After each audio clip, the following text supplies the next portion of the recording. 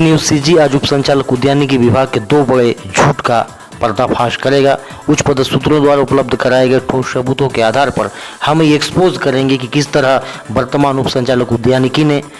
तमिलनाडु और देश के दूसरे राज्यों से लाखों रुपए के काजू के पौधे खुद ही खरीद कर बस्तर के किसानों द्वारा इसे खरीदा जाना बता दिया। हम आपको ये भी बताएंगे कि किस तरह उद्यानिकी विभाग में पदस्थ वर्तमान उप संचालक उद्यानिकी अजय सिंह कुशवाहा ने मामले में पहले से ही संदेह से घिरे होने के बावजूद छत्तीसगढ़ सरकार को विधानसभा सत्र के दौरान गलत जानकारी देने में सफलता हासिल की। ये वही अफसर है जिन्होंने खुद ही इस बात को स्वीकारा था कि तमिलनाडु से 12 लाख रुपए के काजू के पौधे मंगाए गए थे, जिनके आसना और तोकापाल स्थित नर्सरियों में पड़े पड़े सड़ने तथा किसानों को इन्हें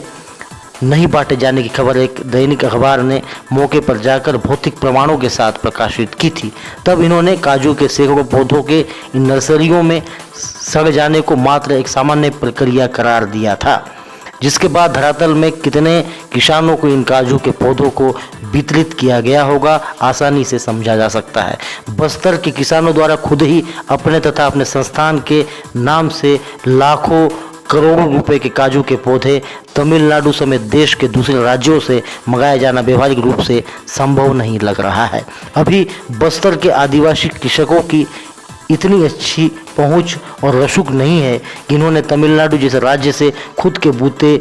काजू का पौधा खरीदा होगा। इससे यह साफ जाहिर हो रहा है कि मुनाफे के इस खेल में हो ना हो कुशवाहा ने स्वयं ही लाखों करोड़ों रुपए के काजू के पौधे खरीदा है और बस्तर के किसानों को इनका खरीदार बताया है। बाहर से मंगाए गए रोपनी में आए आधे से अधिक काजू समेत केला पपीता जैसे पौधों में से अधिकांश मरकर खराब हो गए। बस्तर जिले के कितने किसानों को ये पौधे नसीब हो पाए और ये कितने पौधे रोपे गए जांच के विषय है। उप संचालक उद्यानिकी ने इन पौधों की खरीदी मामले में ही सरकार को गुमराह नहीं किया है, बल्कि इन्होंने वर्मी बेट वितरण के संबंध में भी विधानसभा सत्र के दौरान सरकार को सरासर गलत जानकारी दी है। छत्तीसगढ़ के पूर्व कृषि मंत्री बृजमोहन अग्रवाल द्वारा पूछे गए तारांकित प्रश्न के जवाब में बस्तर जिला उद्यानिकी विभाग से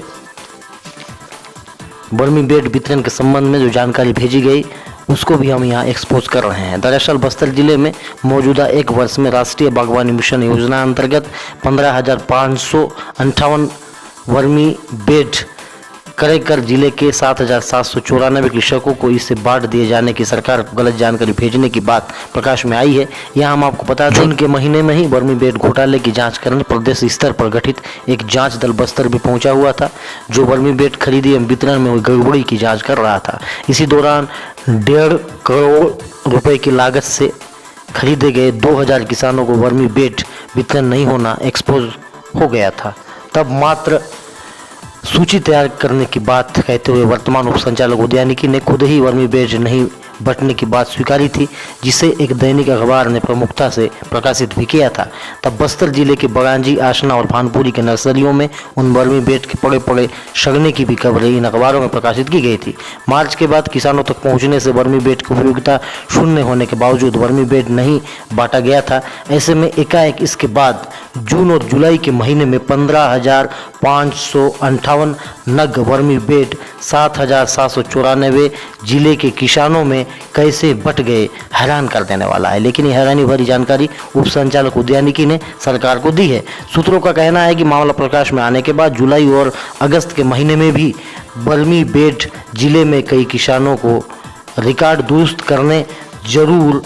बांटा गया है, लेकिन सरकार को जो 7,000 से अधिक का आंकड़ा भेजा गया है उसमें कतई सच्चाई नहीं है। सूत्रों का कहना है कि जांच दल के बस्तर में होने के दौरान आसना स्थित नर्सरी से सड़ रहे वर्मी बेट को एक ट्रक में भरकर किसी दूसरे स्थान में रखवा दिया गया था, ताकि जांच दल की नज़रों से इसे बचाया जा सके। तो सूत्रों का कहना है कि काजू पपीता केला आम इत्यादि पौधरोपण पर द्वितीय तृतीय एवं चतुर्थ किश्त 80% पौधे जीवित रहने पर अनुदान दिए जाने का प्रावधान होता है, परंतु उप संचालक उद्यानिकी पर यह आरोप है कि इन्होंने पौधे के जीवित नहीं रहने के बावजूद नियम विरुद्ध लाखों रुपए की राशि का आहरण कर खुद ही ढकार लिया है। उच्च पदस्थ सूत्रों के अनुसार उद्यानिकी विभाग के अफसरों द्वारा डीबीटी की जगह एक ही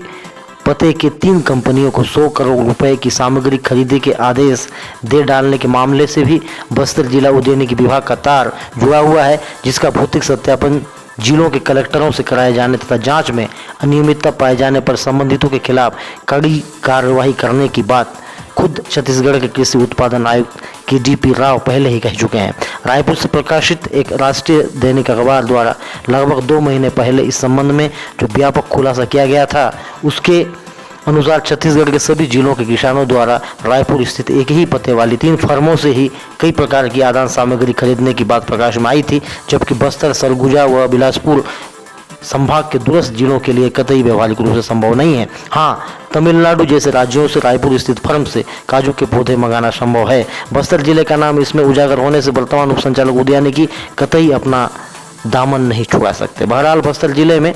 बर्मी बेड वितरण, खरीदी एवं काजू पौधे खरीदी के बाद इस पूरे मामले की त्वरित एवं निष्पक्ष जांच होनी चाहिए। विशेष रूप से इन दोनों मामलों का भौतिक सत्यापन कलेक्टर बस्तर द्वारा तुरंत करवाया जाना चाहिए, ताकि बस्तर के किसानों के साथ हुए इस धोखे और छलावे का पर्दाफाश किया जा सके। सूत्रों की माने तो पूरे मामले में जो प्रमाण एवं तथ्य सामने आ रहे हैं,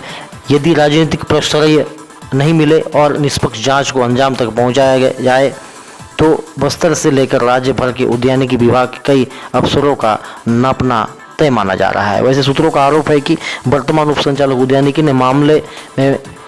बचने के लिए कुछ स्थानीय नेताओं को खुश करना शुरू कर दिया। यही नहीं, इस हाई प्रोफाइल मामले के एक्सपोज होने के बाद से इनके रायपुर में मौजूद अपने सरपरस्तों के पास